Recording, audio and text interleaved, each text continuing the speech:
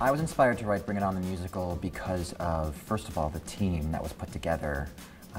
Andy Blankenbuehler-Lynn and Jeff Whitty and Alex Lackamore. Amanda Green and I came on board pretty much together. You know, it's such an exciting property and it's such an exciting idea that I'd love to go in on it with all these friends of mine who I know could build the kind of theater that I want to build. I had worked with Andy on In the Heights, and I knew what a visionary he was and what a vocabulary he created with that show. And I wanted to see what that would look like. And I wanted to be in the room when that was happening. And my way in is by writing music. So I said I'd be glad to be part of it. And so we got this great artistic team together, and we basically said, you know, we have this amazing territory of high school cheerleading and competitive sports to play with.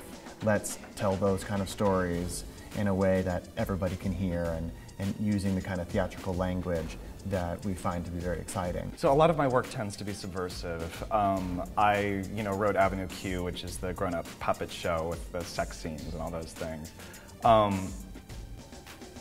And while I do think that there is a certain subversive element to Bring It On, I also have a strong feeling that in this day and age, to manifest joy in an audience is subversive. To create happiness and leave people grinning ear to ear when they leave the theater is sort of the most rebellious thing you can do nowadays.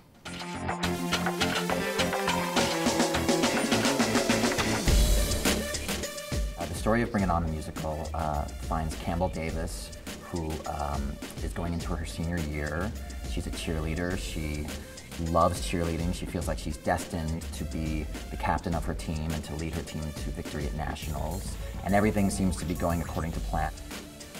And then everything goes wrong. Everything she could possibly imagine goes wrong.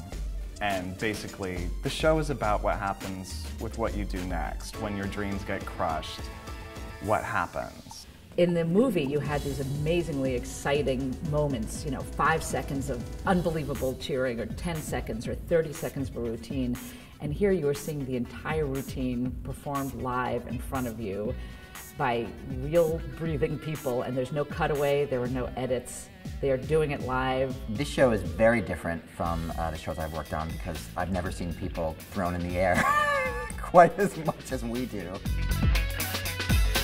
I felt I could be true and we could be true to the franchise by capturing this world that Bring It On creates, but not doing any of the films.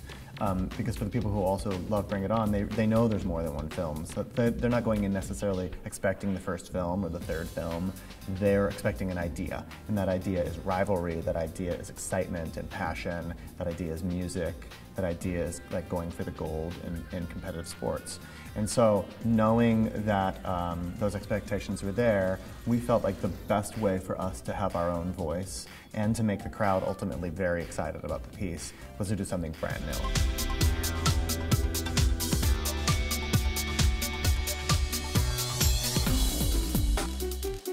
Bring It On is about a lot of the major themes that we all love: ambition, betrayal, revenge. But instead of putting it in the format of, say, a war story or a mafia story or Middle Earth, we set it in the world of high school cheerleading. Even though, it may seem like this silly framework for it, I think that these emotions are something that everybody can relate to, even if we've never picked up a pom-pom in our life. What I would love the audience to come away with, and we all would, is that whether you're a 15-year-old cheerleader or a 53-year-old woman or a housewife or a career woman or an 87-year-old grandfather, that you just saw yourself on stage and that you have renewed, excitement about what you do. All the moments that I love in Bring It On are about that moment of standing on the edge of the cliff with whether it's one person or 15 people and say, let's dive in together.